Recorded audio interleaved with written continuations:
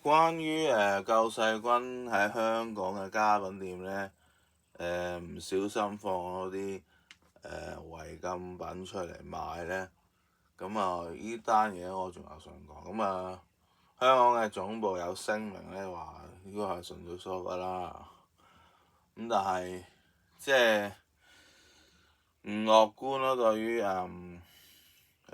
政府會唔會再發牌照俾救世軍做啲二手店嚇？佢可能即係最壞嘅情況就可能佢將呢啲嘅二手店咧就交俾公益金旗下其他嘅慈善機構去做啦，就唔再係香港救世軍做啦。即係最嚴重嘅後果，甚至乎會影響到香港救世軍其他服務，甚至佢哋嘅部隊教會咁樣。而家好多人都好心噏嘅喎嚇，好唔開心嘅喎嚇，同香港救世軍有關係嘅人咧唔開心，同澳洲救世軍有關係咧嘅人咧都係唔開心嘅嚇。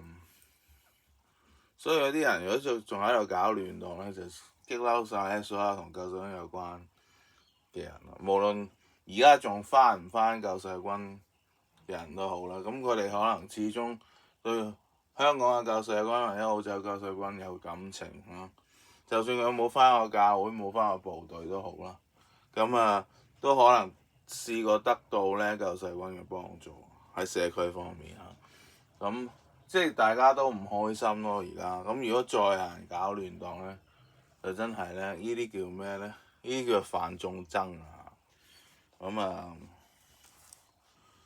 係咯，我都做過二手店嚇，係好難做嘅二手店。你知道去篩選啲產品，人哋其實好多時會有菌都唔定。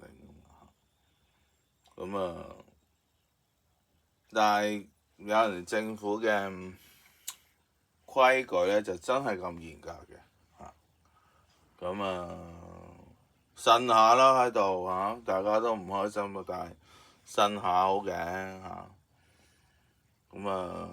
會舒服啲咯，呻到出嚟係咁先啦，和平就。